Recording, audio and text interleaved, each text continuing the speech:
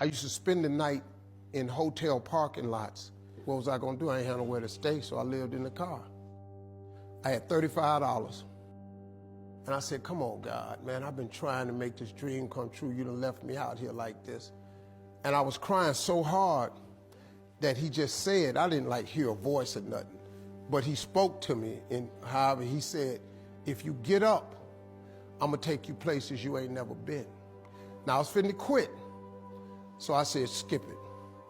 I'm gonna quit anyway. So I got in my car, I went to a payphone, and I was gonna call my dad. You remember back in the day where you could punch in a code and call your answering machine and get your messages? So I called, and I punched in the code, and it said, doop. He said, hey, Steve, this is Chuck Sutton with Showtime at the Apollo. We saw a tape of you. You're very funny. If you could get here Sunday night, we'd love to put you on television. Call me back. Let me know if you can make it. So I hung the phone up. I'm crushed because my whole dream of being on TV, and I couldn't get to New York. I got $35. How am I gonna get to New York? I can't make it. So I'm standing there at the phone booth and tears just coming down my face. I said, God, so that must be a sign for me to go home. Cause this it, I ain't even got the money to go to the Apollo. My whole thing, wanting to be on TV, I couldn't even make the dream come true. This is the most messed up moment. And so I said, man, let me call this dude back and see if he said this Sunday. Cause maybe he said next Sunday and I can hustle up a little bit of money or something. I don't know what I'm gonna do, but let me just call him back. So I called him back. Steve, this is Chuck Sutton, Showtime at the Apollo. We saw a tape of yours. You're very, very funny. Look, we have an opening Sunday night at Showtime at the Apollo. If you can make it, we'd love to put you on TV. I said, it's this Sunday. Before I hit the button, I heard, doop, you have another message. Now, it wasn't there before. So I punched my code in. I listened to the second message. It said, Steve Harvey, this is Tom Sobel from the Comedy Caravan. This was a Thursday. He said, I have a gig in Jacksonville, Florida on Friday night that pays $150. If you can get there Friday night, you'll make $150. So I called him back and I said, hey, Tom, did you get a gig away? He said, no, it's still available. He said, can you get there? I said, I'm in Pensacola, Florida. I'm 3.5 hours away. So I drive to Jacksonville, Florida, and that night I made the 150. The club owner said, man, you funnier than the guy we hired. If you stay tomorrow night, I'm gonna give you another $150. So now I got $300 now. So I get on the phone, I call Chuck Sutton. I say, hey man, is the gig still available at Showtime at the Apollo? He said, yeah, we got one opening left. I said, I'll be there. So I called Eastern Airlines, who used to be open back then. They had a special for $99 going from Jacksonville, Florida to New York round trip. So I parked my car at the airport. I got it.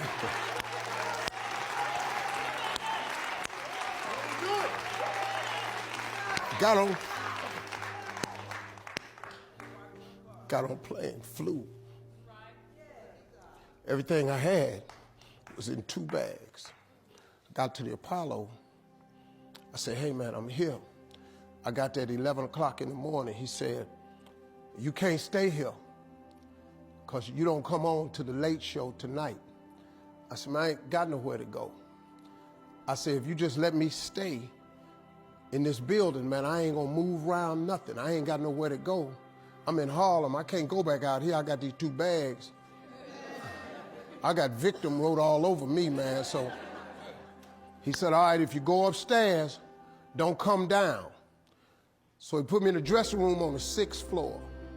So that's where all the comedians was. So I stayed up there. I got hungry around 3 o'clock, man. I couldn't take it no more.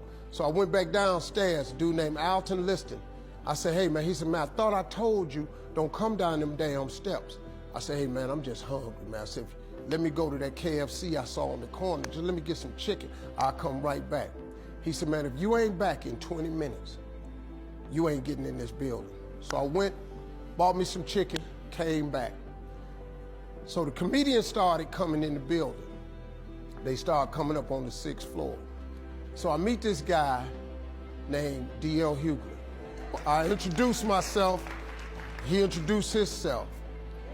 Then this other dude walked in named Jamie Foxx. And I introduced myself. We don't know each other, ain't none of us famous. It's 1991, man. They gave everybody the lineup. I was on the last show of the night. I don't go on to 11 at night. I done had this 4 pieces of chicken. I'm starving, man. That chicken done wore off. I'm nervous, man. I'm about to throw up. D.L. Hughley went downstairs. D.L. Hughley got booed off.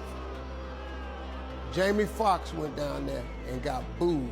They booed Jamie, then Jamie started singing. And then they started clapping.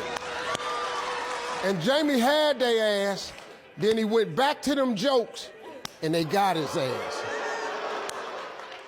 So I'm walking down the steps, and I see Jamie sitting on the steps. I said, hey, man, hang in there. He said, man, that ain't never happened to me before, man. This is crazy.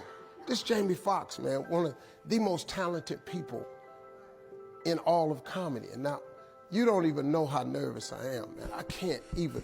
My breathing is shot because these dudes been booed. So I walk out. I had wrote this joke.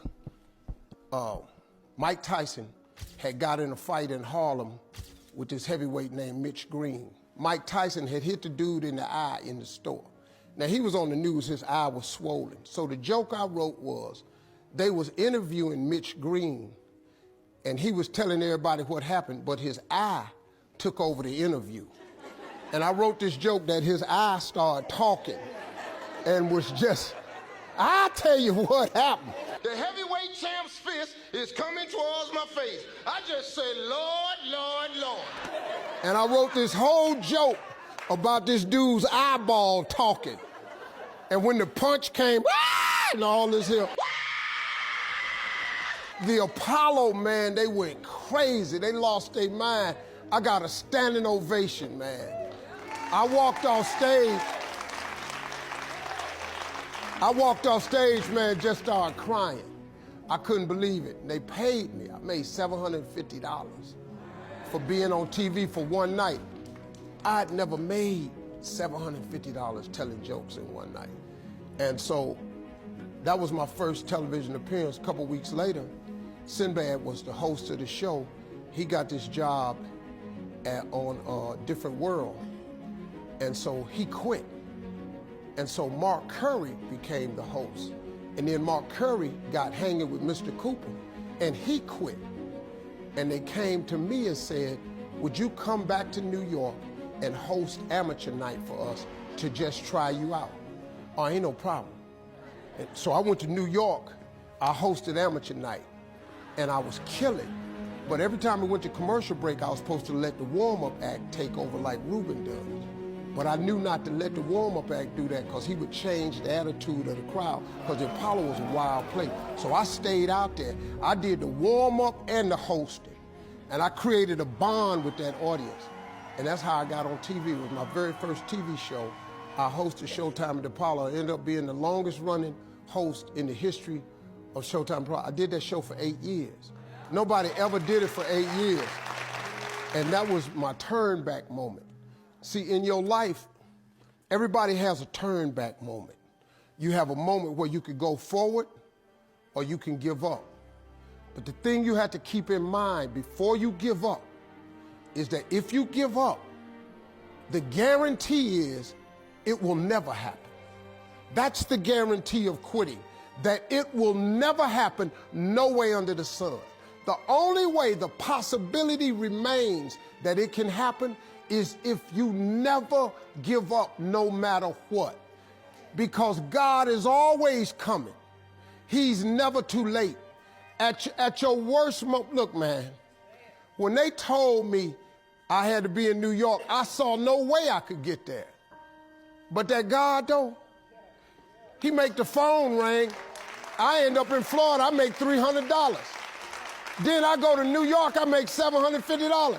Almost got $1,000 out of nowhere. That's what happened to me. That was my moment of never giving up. That's when I first learned that faith was everything, that you have to remain faithful.